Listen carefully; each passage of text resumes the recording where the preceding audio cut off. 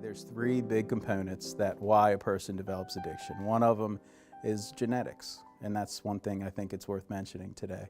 That there's no coincidence that people who suffer from addiction have a family history of addiction. You know, it does tend to be kicked down family lines, you know, and not necessarily just learned behavior, but genetically a strong responder. You know, just as one person may be allergic to penicillin, another person may be a strong responder to alcohol, marijuana, cocaine, opiates, whatever. And when they're a strong responder, addiction just takes off in them like throwing a match into a bucket of gasoline. Now, as far as substance use, you know, and some of the early things with that, you know, we have to keep in mind the other two factors of the three factors of what a person develops addiction. Social, you know, what they do, who they run with. So that translates for kids, you know, is like, let's take a good look at their friends. Are they involved in sports? Are they doing some positive community activities? Do they go to church? Are they involved with the family? How many times a week do they sit down and have dinner with the family? You know, that type of stuff. Environmental, you know, of course, where a person lives and exposure to drugs and drinking can play a factor in that. And then, of course, the third factor is psychological. So a kid growing up with some real challenges, you know, could be some loss, some trauma, some broken home type stuff. You know, those can be risk factors for being drawn to using drugs.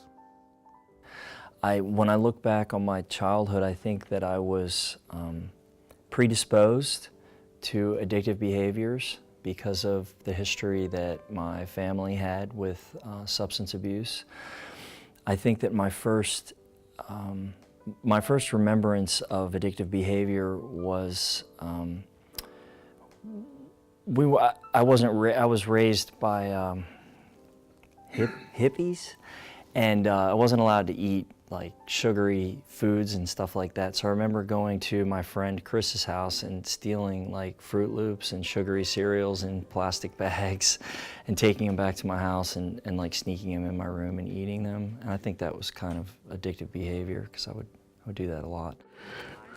I think I had addictive behavior, obsession of compulsive behavior when I was very young. Very young. To this day, I suffer from it. I was 12 years old, in the 7th grade, looking for a place in the world where I thought I belonged. Well, I used to play a lot of sports and stuff, so I guess that kind of like kept me busy. But then I knew my grades. I didn't keep my grades up one year, so I couldn't play. And then after that, I slowly started just hanging out with the wrong people. And like they say, if you sit in a barbershop, you're going to get sooner or later, you get your hair cut. And I guess that's what happened to me. Hanging out with the wrong people eventually, I wanted to do what they were doing. I think I've always knew I had a problem from even with smoking marijuana, because it was something that I didn't feel that I had to do. It was more or less that's something that I needed to do. When I got addicted to opiates, I knew then too I had a problem because when I stopped, I was sick. So I more or less continued to do it so I wouldn't be sick. Probably always had an addiction problem where I wanted some type of mind-altering substance, but it was never anything I was specifically dependent on. I was about 15, I was in a car accident. I got hit by a car and I was prescribed opiates. So I was familiar with them from that point on. When I got a little bit older in my 20s, I was diagnosed with Crohn's disease, and I was prescribed opiates for pain for that, and that led me into my first cycle of many to come of opiate addiction and chasing that drug and all of the things that go along with that. I started taking Percocets when I was 24. I was diagnosed with Lyme disease and was prescribed them by a doctor. And it started off, I was on 10 milligram Percocets, which is the oxycodone with Tylenol. And then I was on 15 milligrams, and then got bumped up to 30 milligram oxycodone, and I was prescribed 4 of those a day, which is actually a really high dose, but I was doing way more than that. At the age of 15, you know, the environment I was in wasn't a good environment in the neighborhood, not just inside my house, but outside my house. So like, I wanted to be a dealer, you know, cause I couldn't find no money. So to support my weed habit, my marijuana habit. So I started dealing coke. And the more I was buying was the more I was doing myself. And I tried morphine. I was a dealer selling morphine, but I was my best customer.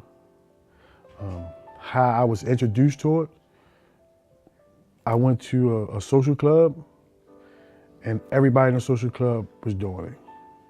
And a stranger passed me a bill that had it in there, and I sniffed it. And that, like, I thought I was where I belonged at all those years. And I was only 15 years old. But, you know, it was, that empty space in my life seemed to jive all right now, you know.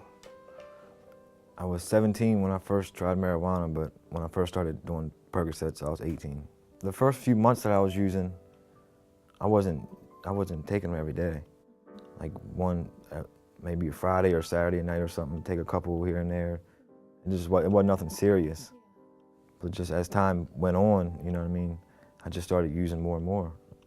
Like once I started realizing I had to have it, I was using every day, like probably 5 or 6, like 10 milligram pills like a day probably, but then over a couple of years, it was 4 or 5 30s a day. I was smoking marijuana for probably a little over 10 years, and I broke my foot on the job site. And it was a cast, got cast up, and I went to the doctor, and the doctor prescribed me Percocet 10s. And I was taking those probably a little under 6 months, and he just flat out cut me off. And naturally, the pills made the pain just go away totally. So of course I wanted to keep that going, so I turned to the streets. Buying opiates, prescription drugs on the streets is costly. So naturally, heroin is cheaper, and that's the route I went. I'm fortunate that I only lasted with that for 5 months.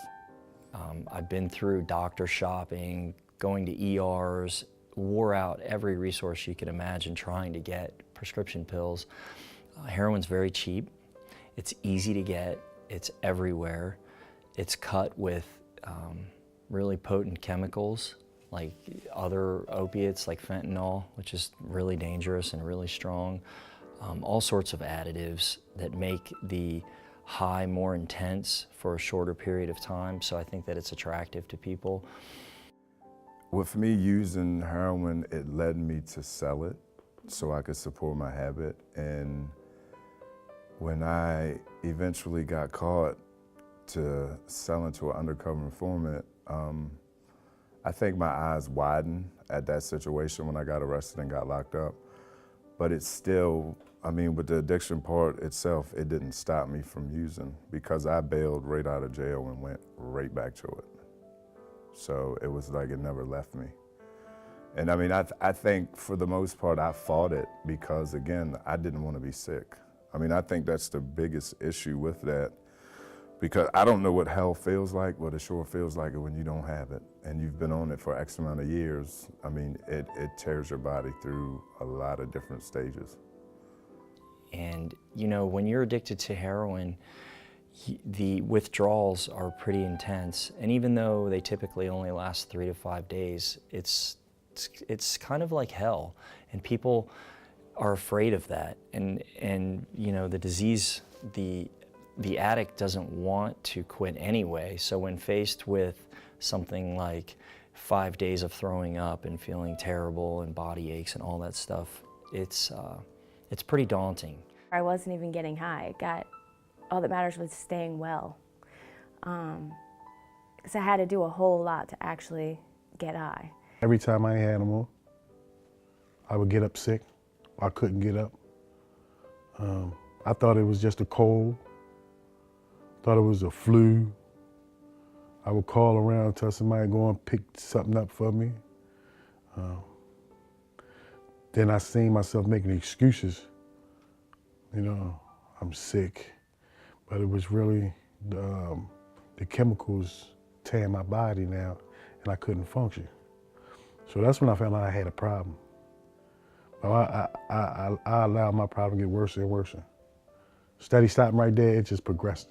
It's such a numbing, comfortable place to be when you're faced with all of life's obstacles and adversities. And for a person to stay quit from the drugs that have developed into their addiction, they need to see it themselves that it's problematic. They have to be sick and tired of being sick and tired. The older I got and the more intense my responsibilities, you know, as you get older, that's what happens. The downside of it is a lot more intense because of the guilt and the shame that's associated with failure and abandonment of maybe your family or your responsibilities or whatever the case may be. And that's part of what causes people to relapse too, or not escape addiction, is just the constant feelings of loneliness and guilt, you know, for not dealing with it. I never thought I could have one day clean possible because, again, it was the thought of withdrawal, the thought of, you know, loneliness, the thought of not being wanted. I mean, you don't really realize it till it's too late, you know what I mean? And then you have to have it. It's like, it's not, you just can't do it here and there. It's like, if you don't have it, you're not gonna feel good. You gotta do it to function. You gotta do it to anything you wanna do, you have to have it. Like a few years into my addiction, I always knew that I needed to do something about it. I really didn't know how. Like, I never been to a rehab or nothing like that, so I just thought people just quit, you know what I mean? I didn't know that there was ways to do it. I just thought you just quit, and that's what I tried to do, but it just never worked. I quit a lot. I couldn't, like Steve said, I couldn't stay quit. So for me, what it was this time was hitting rock bottom, my wife leaving me, losing my house, losing my cars, losing my business, losing the respect and dignity of the business community. The judge sentenced me to jail time and offered for me to go to rehab, and I knew that's what I needed, and I accepted it. I actually denied going up for parole because I didn't want to take a chance of getting parole because I know I needed help, or I would just be right back in the same situation I was. It's gonna sound crazy. It was a bird.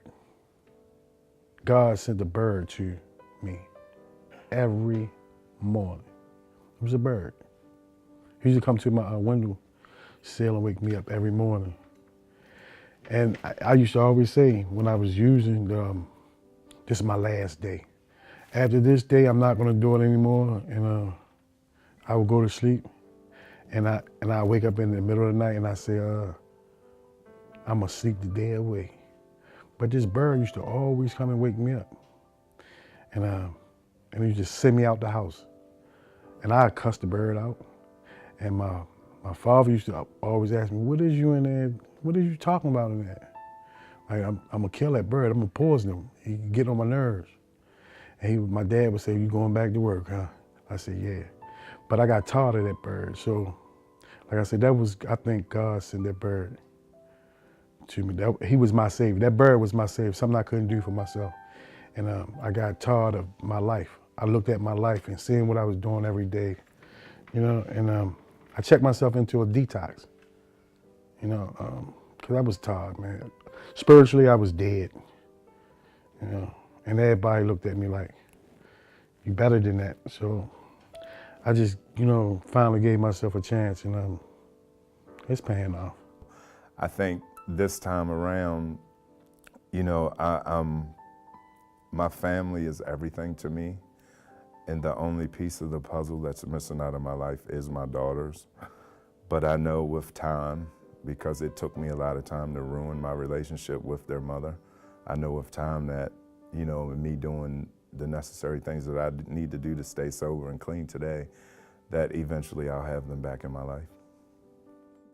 When you're high, you numb yourself, and all of the emotions that you should be feeling, you don't feel. And then when you detox and you start to come back around and become more clear-headed, all of those emotions come back. They didn't go away, and then you have to deal with them.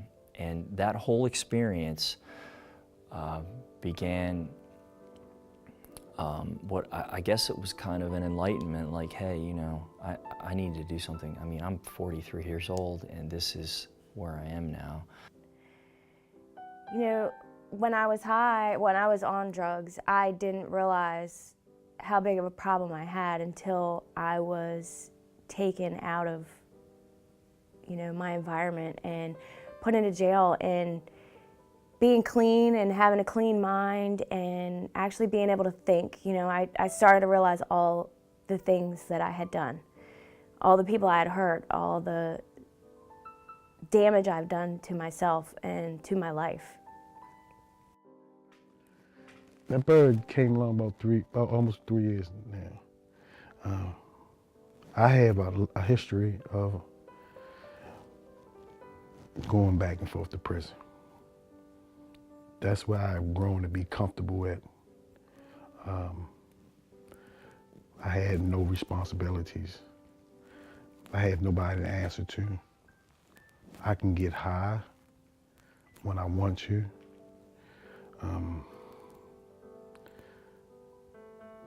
But as I have 2 grandkids now, and as I'm getting older, I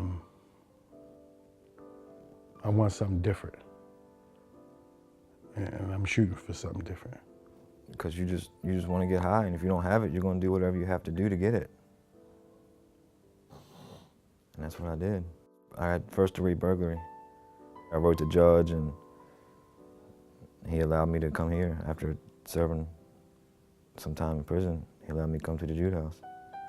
The judge gave me the option. She said you can either take 6 to 12 years in prison, or you can have the option to do the 8507 and actually get help for your addiction problem. And naturally, I took the 8507 because I do want help. You know, she actually, in my eyes, saved my life, because I don't know if I would have went to prison if I would have came home. You know, I could have easily went to prison and 9 times out of 10 stayed on the road with heroin and drugs of that sort, and no telling, I could have died. So she saved my life, and I really appreciate Judge Claggett for that. It's hard on the family, especially my 8-year-old daughter, who I've been very close with since she was born. Even though my wife and I are separated and now divorced, we spent a lot of time together, a lot. And you know, one of the first things she asked me when I got arrested this time, and one of the few times I got to call her from jail, was, "Daddy, why did you do that?" And that was heartbreaking. You know, what do you say to a 6-year-old? After my kids moved in with their father, they really didn't want much to do with me. They realized that I was doing things that I shouldn't be doing. And my kids are 10 and 13, so they're old enough to kind of realize what's going on. I don't think at the time they knew exactly what was going on, but now they do, because I'm honest with them. And if anything, I hope that they can learn from my mistakes and not go down the same path I did. So I got a great family. They're still here for me no matter what. But I know I probably lost a lot of respect and trust with them and stuff like that. They worry a lot about me, you know. Not now, but they did.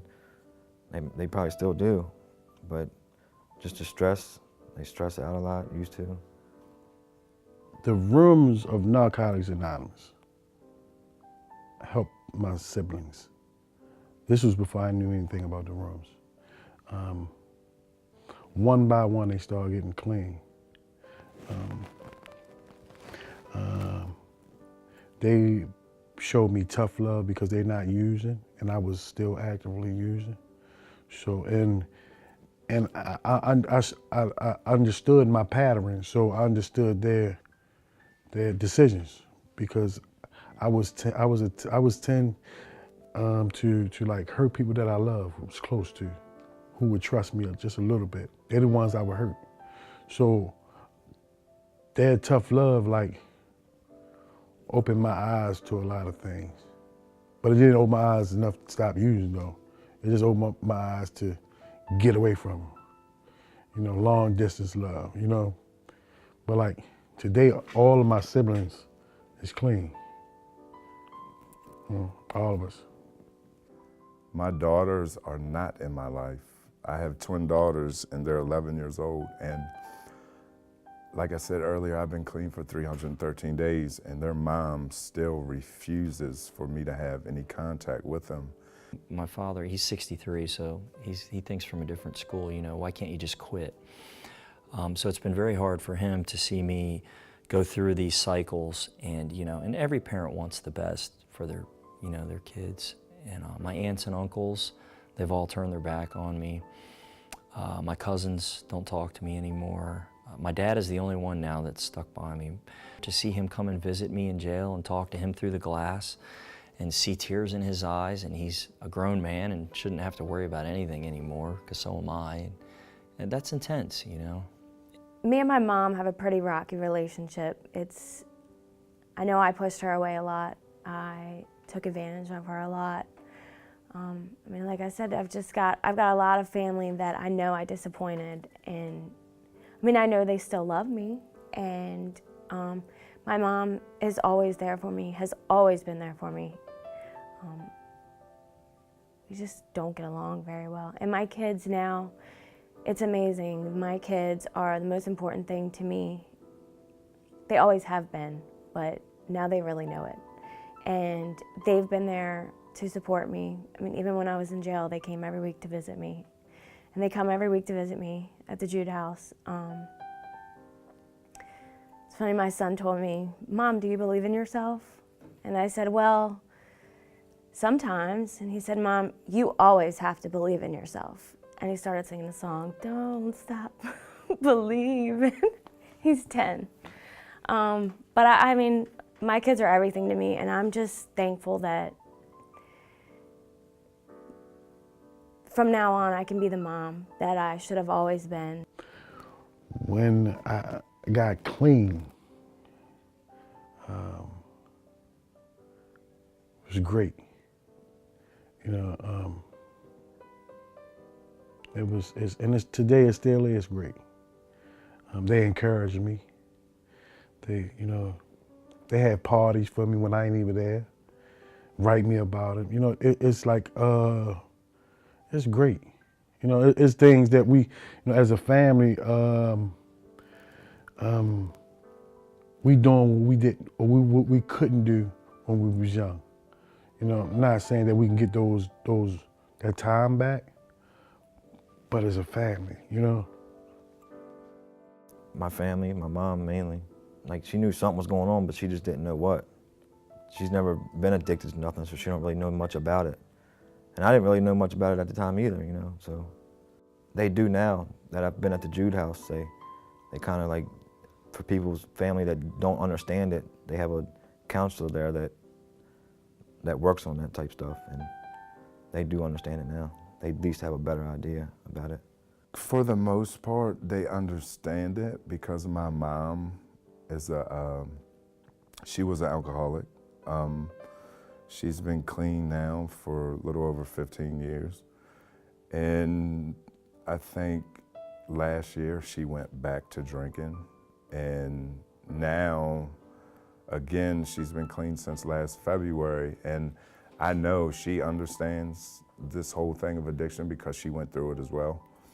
But my brothers, they don't quite understand. They just think that it's something that you can just quit, and I wish it was that easy. But obviously, for 20 years of me doing it, it's not that easy. So I definitely think me being clean and sober makes a huge difference versus me being in active addiction, because when I was, they very rarely wanted to talk to me. They knew I had a problem, they just didn't know how to approach it. If you're in the throes of active addiction or beginning to use substances and you start to ask yourself, why am I doing this? Why is this happening to me? If life is falling apart, then I think that you need help, and you need to start asking yourself, what can I do to change it? a long time ago, if I had listened to what people were saying to me, I think I may not have ended up where I did. I wouldn't have been as bad as I was. So I think just you know, keep an eye on your environment and what's going on in your life, and if things are going downhill, you probably got a problem. So I think behavior changes is a major start, only personally because that's what I went through. And I think if I had my mom, or actually if I had my dad that was there to, you know, be on my back about it, I don't know where I would be. I don't know if I would be sitting in front of you right now. You know, with some structure from a male, for me, I think it would have made a big difference. It's very serious, and it'll control your life. It would take everything from you, and like, don't be scared to ask for help at all. Don't be embarrassed. Don't worry about what people say. There's so many people and programs that will help you and teach you. I've learned so much from just this rehab. I've never been to a rehab, and everything they teach you like will relate to your life, and you can learn a lot from it. So just don't be scared, and just ask for help. Talk to somebody that's been through it. I wish I grew up a nerd, because like they successful. They have families, but I wanted to be in the in crowd. I encourage the youth or people who struggling with addiction, get themselves a chance, man. It ain't nothing fun out there doing the wrong thing. Unless you like keep on going to jails and prisons and institutions. Or I would probably be dead if I hadn't gone to jail. I mean, I really don't know how it spiraled so fast out of control, because at the time I didn't see it. Being at the Jude House, I came to realize that until I stop beating myself up and forgive myself, I won't be able to move on and do better in my life. I've been to, this is my third 8505, and I had several more recovery centers without the 8505. And the Jude House, I gave myself a chance, and I'm opening up to find out who I really am.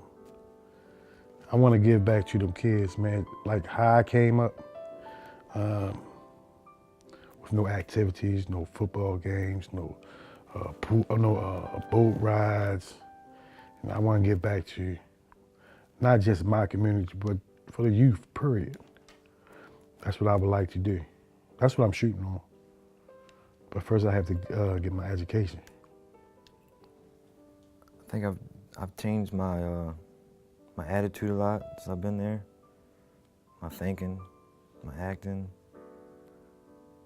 I mean, that's always like a work in progress, changing your thinking and acting, but I think I've had since I've been there.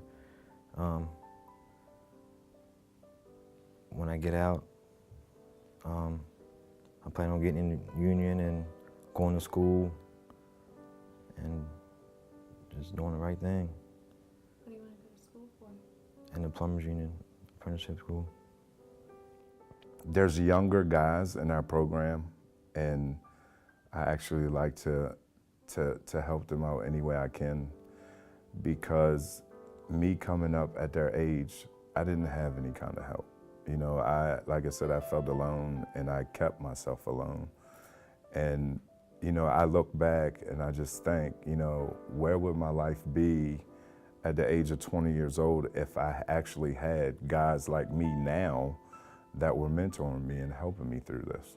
So I actually feel as though I need to be on the mission of giving back to the community, because it will definitely help me stay clean and sober. The development of the epidemic of opiate abuse leading to addiction in our community, it's a great open topic, you know, because chances are a kid in high school knows a kid who's, you know, went that route or maybe going that route.